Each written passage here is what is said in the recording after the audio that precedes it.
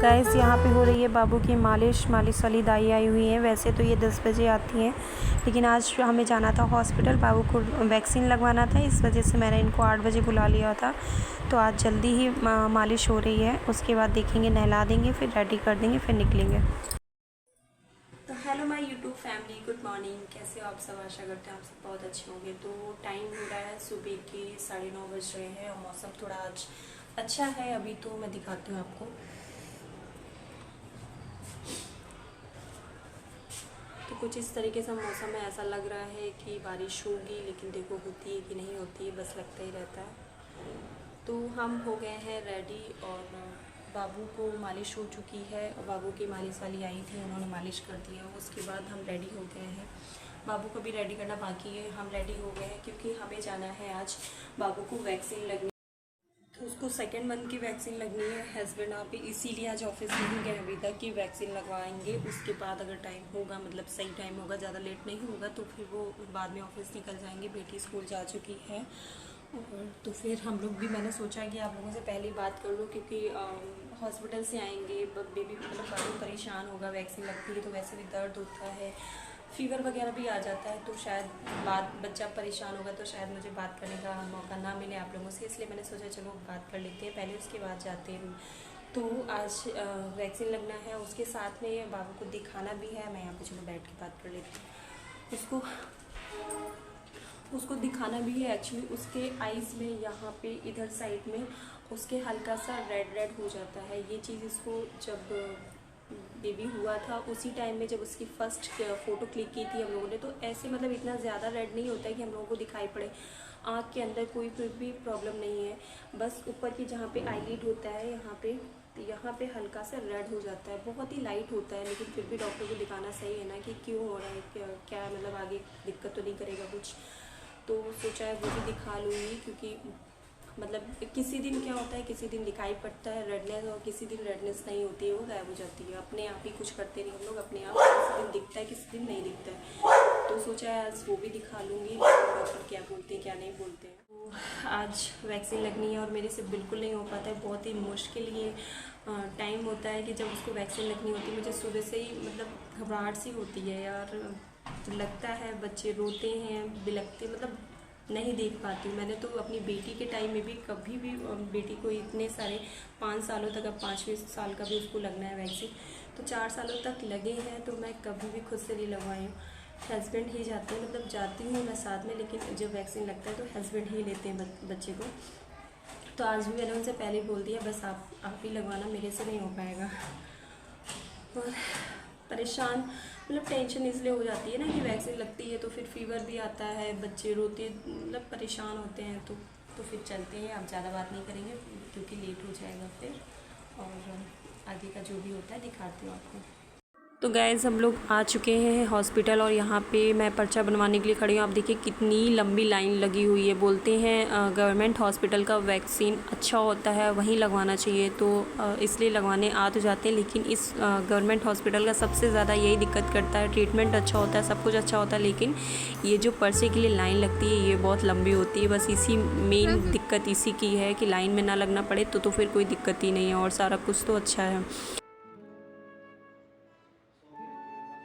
तो हम लोग आ गए हैं उस रूम में जहाँ वैक्सीन लगनी है, 118 नंबर। यहाँ किसी बेबी को लग रहा था वैक्सीन, वो बहुत ज़ोर से रो रहा था, वो मुझे देखा नहीं जा रहा, तो मैं और घबरा रही थी कि मैं अपने बच्चे को ऐसे कैसे रोते देखूँगी। अभी इतना छोटू सा है, क्या कर सकते हैं। लेकिन देखिए अभी इसको खबर भी नहीं है मेरे साथ क्या होने वाला, मेरा बच्चा।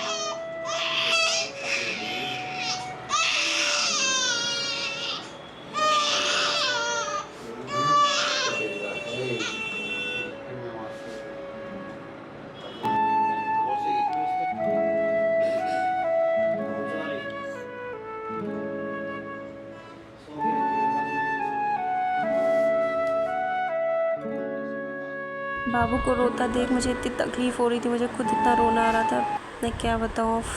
फिर हमने वहाँ पे बैठ के उसको बाबू को फ़ीड कराया। मैं घर से लेकर आई थी, मुझे पता था कि वो रोएगा तो परेशान होगा, तो जब वो फ़ीड लेगा उसके बाद सो जाएगा, तो इस वजह से उसको फ़ीड कराया, फिर वो सो गया था। अब डॉक्टर के पास आए थे, उसका जो आइज़ वाला प्रॉब्लम बताया था आपको दिखाने के लिए, तो डॉक्टर ने बोला आज तो रेड है नहीं, तो ऐसे कैसे हम बिना देखे आपको कोई ट्रीटमेंट बता दें या रीज़न दे दें किस वजह से होगा, तो जिस दिन रेड हो उस दिन आप आइएगा। और तो हम लोग वहाँ से निकले। फिर मैं इस हॉस्पिटल में आती हूँ ना, तो इतनी मतलब जब मुझे लेबर पेन हुआ था तो मैं फ़र्स्ट टाइम इसी हॉस्पिटल में आई हुई थी। तो डिलीवरी के बाद मैं इस हॉस्पिटल में 2 बार आ चुकी हूँ। मैं इतना इमोशनल हो जाती हूँ कि मैं क्या ही बताऊँ। ये आप चेयर देख रहे हैं, इसी चेयर पे मैं बैठी मतलब लेबर पेन में थी और मुझे बहुत ज़्यादा दर्द हो रहा था और मैं यहीं पे बैठी सिसकियाँ ले रही थी बैठ के।